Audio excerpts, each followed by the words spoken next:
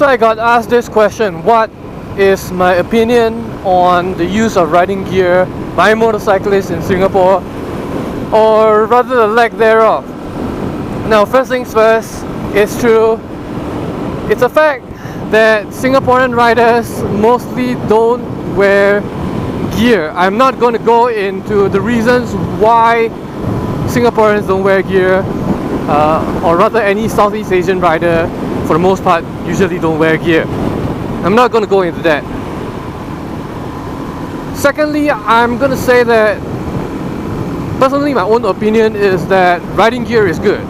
If you can afford it and you can find it in you to wear it, to use it daily, it's great. It's awesome. It's always the best option. Whether or not it is the best option, personally speaking, for you, that's up for debate. Everybody has different priorities, everybody has different needs. Sometimes wearing gear is not exactly always practical.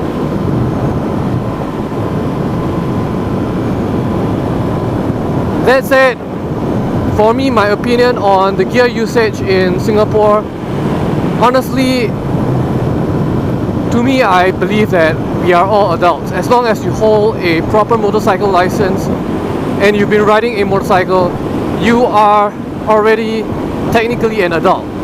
Whether you're mature enough or not, that is a whole other can of worms to talk about. But as far as I'm concerned, and as far as the government is concerned, society is concerned, you are an adult.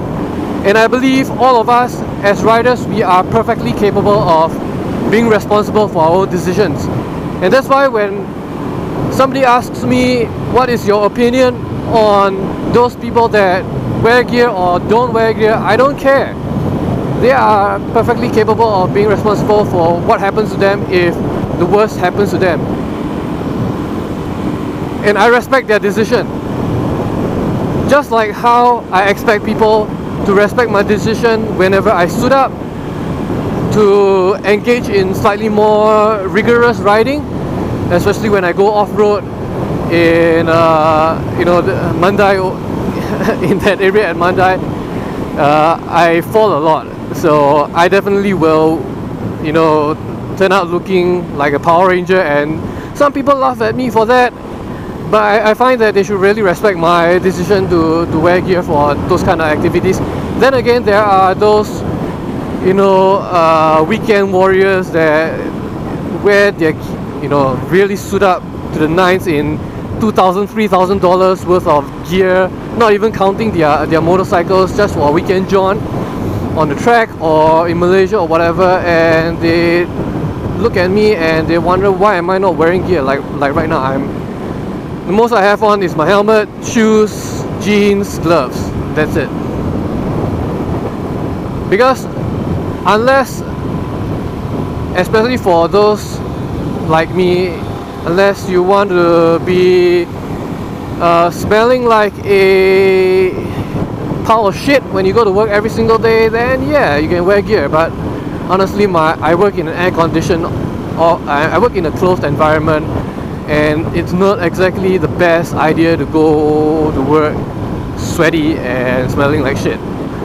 That's why day to day I don't really wear gear. Of course, I do tone my riding accordingly. I don't ride aggressively when I am in bare skin,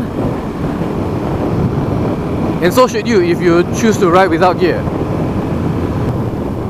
That said, I have gotten into many accidents of my own, and many times those accidents have gone down with me not being in gear, and I have gotten injured for that.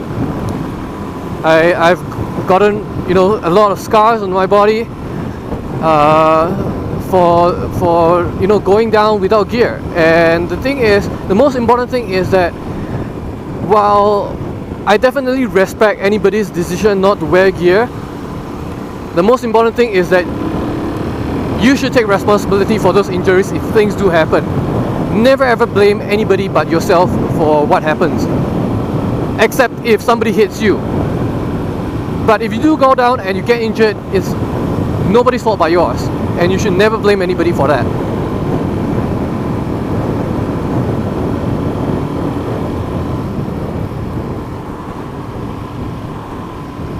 And it's the same way for me. Whenever I go down and I get on my own accord and I am not wearing gear and I get injured, it's all on me. It's not the road conditions, you know, acts of God, you know, all these things, they are beyond most people's control.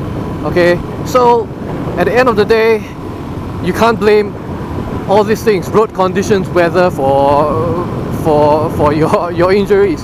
It's all on you.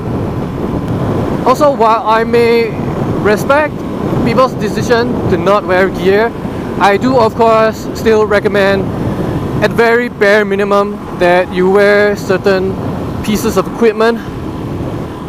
Namely, of course, in Singapore, a helmet is mandatory.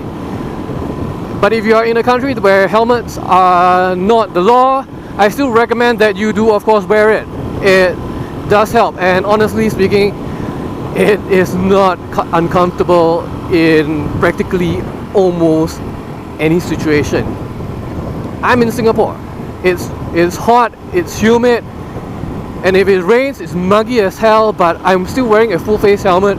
It's not uncomfortable. In fact, it feels more comfortable than, you know, being hit in the face by huge pellets of rain when it does rain. And if at all possible, always wear a good pair of gloves. Gloves are important. You know, if you get injured anywhere on your body, your arm, your torso, your legs, honestly speaking, you can still carry on with life as long as you're not disabled, no bones are broken, you still can work. Alright? But if your hands are injured, work is tough, especially in Singapore where most of us, our work is dependent on the use of our hands. If you are an office worker, you know, you're a doctor, you still need your hands. Okay, if you are a technician, you're a mechanic, you can be on a wheelchair, but you still can probably fix bikes with your hands on a wheelchair.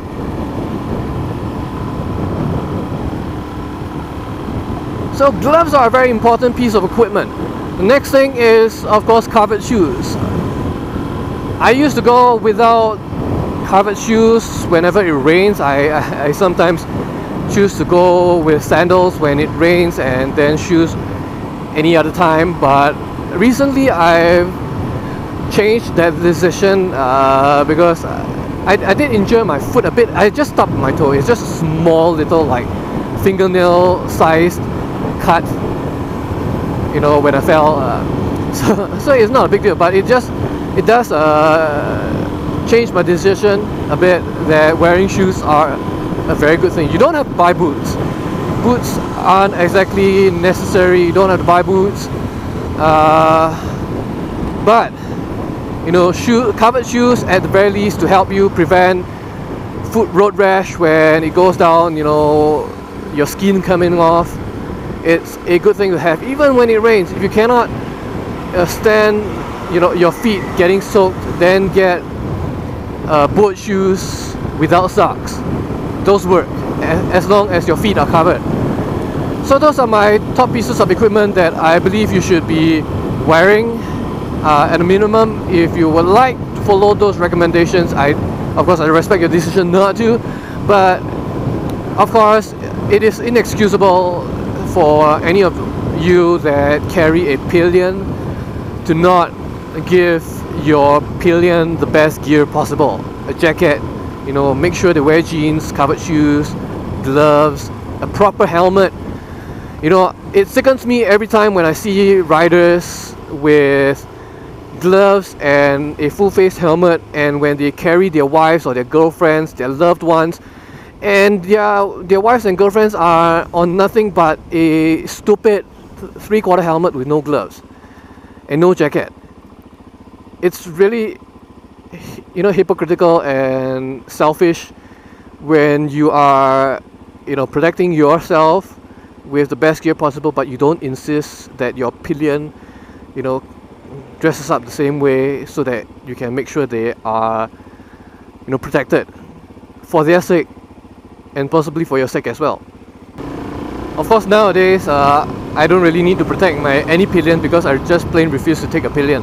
I made sure both my bikes are only single-seated so that I can refuse everybody that wants to take a pillion with me, and I choose to go out with my wife on public transport instead. Of course, if you like this video and you would like to support my channel, links are in the description below. And if you haven't already subscribed, of course, please remember to subscribe to my channel so that I can continue making videos like this. And I will see you next time. Peace out, bros.